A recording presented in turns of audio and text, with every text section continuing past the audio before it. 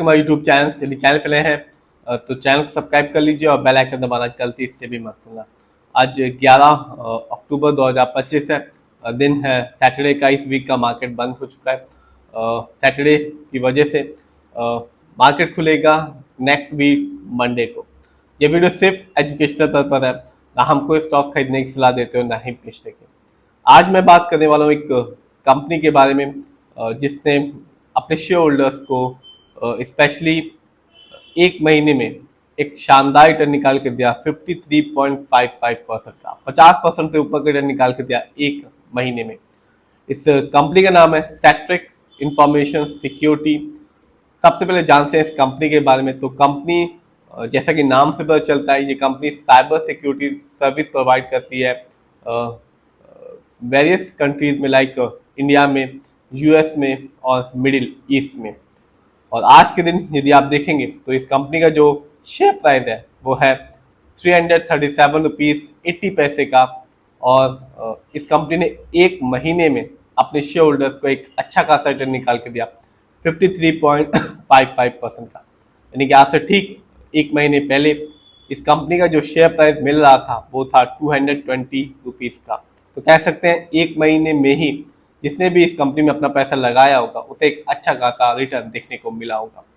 लेकिन बात करें यदि हम 3 महीने की, तो 3 महीने में इस कंपनी का रिटर्न शानदार रहा 82.59% का। यानी कि आज से ठीक 3 महीने पहले इस कंपनी का शेयर प्राइस था 181 रुपीज का। लेकिन बात करें लॉन्ग टर्म की, स्पेशली 1 साल और 5 साल की, तो 1 साल में जब मार्केट डाउन था फिर भी इस सेट्रिक इंफॉर्मेशन सिक्योरिटीज ने अपने शेयर होल्डर्स को बिल्कुल निराश नहीं किया और एक कह सकते हैं कि एक अच्छा रिटर्न निकाल के दिया, क्योंकि मार्केट अधिकतर समय डाउन था। इस कंपनी का जो रिटर्न था 1 साल में वो रहा 77.79% का। आप कह सकते हैं एक अच्छा खासा रिटर्न था, क्योंकि अच्छी अच्छी कंपनियों ने कोई भी रिटर्न नहीं निकाल के दिया, लेकिन इस कंपनी ने यहाँ भी जब मार्केट डाउन था फिर भी अपने शेयर होल्डर्स को निराश नहीं किया। यानी कि आज से ठीक 1 साल पहले इस कंपनी का जो शेयर प्राइस मिल रहा था वो था 182 रुपीज का, जो 1 साल में बढ़कर हो चुका है। जैसा कि आप देख रहे हैं आज के दिन इस कंपनी का शेयर प्राइस है 337 रुपीज 80 पैसे का। यदि हम लॉन्ग टर्म को देखें तो 5 साल में इस कंपनी ने अपने शेयर होल्डर्स को एक अच्छा खासा रिटर्न निकाल के दिया, क्योंकि इस कंपनी ने कह सकते हैं कि धमाकेदार रिटर्न तो नहीं दिया लेकिन एक अच्छा रिटर्न निकाल के दिया।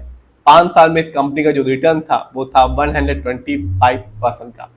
यानी कि 5 साल पहले 2020 में इस कंपनी का जो शेयर प्राइस मिल रहा था वो था 149 रुपीज 40 पैसे, जो 5 साल में बढ़कर हो चुका है 337 रुपीज 80 पैसे। तो आप देख सकते हैं कंपनी ने 5 साल में एक अच्छा परफॉर्मेंस दिया और अपने शेयर होल्डर्स को, जिन्होंने भी इस कंपनी में अपना पैसा लगाया होगा 5 साल के लिए, उन्हें निराशा नहीं हाथ लगी होगी।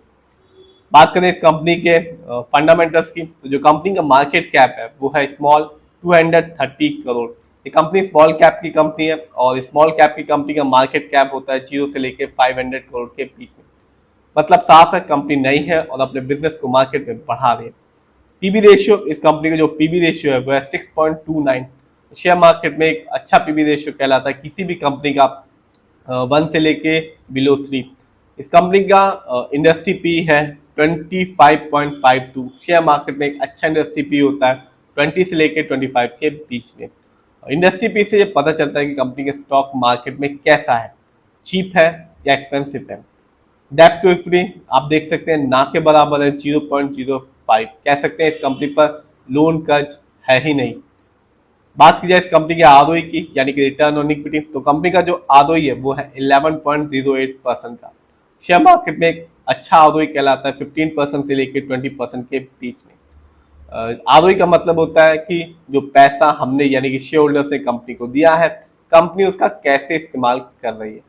जब भी आप किसी कंपनी के आरओई को हाई देखेंगे या पॉजिटिव देखेंगे तो बस एक ही चीज बताएगा कि कंपनी हमारे पैसे को सही से इस्तेमाल कर रही है, सही प्रोजेक्ट्स में लगा रही है, जिससे लॉन्ग टर्म में एक अच्छा खासा रिटर्न देखने को बनता है। और जब भी किसी कंपनी का आरओई कम होता है, नेगेटिव होता है, तो साफ बताता है कंपनी शेयर होल्डर्स के पैसे को सही से इस्तेमाल नहीं कर पा रही, जिससे लॉन्ग टर्म में रिटर्न पाने की संभावना कम हो जाती है।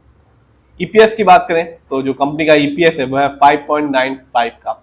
बहुत ही कम है ईपीएस इस कंपनी का, क्योंकि शेयर मार्केट में एक अच्छा ईपीएस कहलाता है 80 और से ज्यादा का। Earning per share trailing 12 month का ये मतलब होता है कंपनी ने लास्ट 12 मंथ में कितना कमाया है।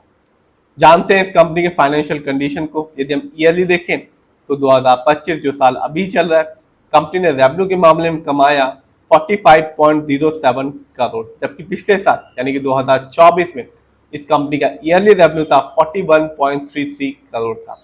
आप देख सकते हैं यदि हम प्रॉफिट को देखें तो 2025 इस साल इस कंपनी का जो ईयरली प्रॉफिट रहा 4.05 करोड़ का था, जबकि पिछले साल इस कंपनी का प्रॉफिट सिर्फ 1.80 करोड़ का था। बात करें नेटवर्थ की तो जो कंपनी का नेटवर्थ है इस साल रहा 36.633 करोड़ का 36.33 करोड़ का, जबकि पिछले साल यानी कि 2024 में इस कंपनी की जो नेटवर्थ था वो था सिर्फ 13.55 करोड़ का। तो कह सकते हैं फाइनेंशियल तो अच्छा खासा दिख रहा है। जानते हैं इस कंपनी के शेयर होल्डिंग पैटर्न को। तो प्रमोटर यानी कि इस कंपनी के जो ओनर्स हैं उनका पैसा और विश्वास इस कंपनी में सबसे ज्यादा लगा हुआ है, जिसकी वजह से प्रमोटर की होल्डिंग है इस कंपनी में सबसे ज्यादा 73.53% की। जबकि दूसरे नंबर पे आते हैं रिटेलर्स यानी कि हम लोग का पैसा इस कंपनी में लगा हुआ है 26.26% का। जबकि लास्ट में आते हैं FII यानी कि विदेशी निवेशक, जिनका पैसा इस कंपनी में लगा हुआ है सिर्फ 0.16% का। तो कंपनी का यदि मैं देखूं तो शेयर होल्डिंग पैटर्न अच्छा खासा है, फाइनेंशियल भी ठीक दिख रहा है और फंडामेंटल भी ठीक दिख रहा है।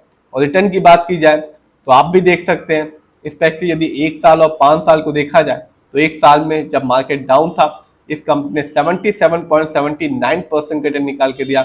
अच्छी कंपनी ये कमाल नहीं कर पाई। यदि 5 साल को देखूं तो 125% रिटर्न निकाल कर दिया। 150 रुपए का शेयर प्राइस था और आज आप देख सकते हैं 337 रुपीज 80 पैसे का है। तो आप भी समझ गए कि ये कंपनी रिटर्न दे रही है और रिटर्न देना चाहती है।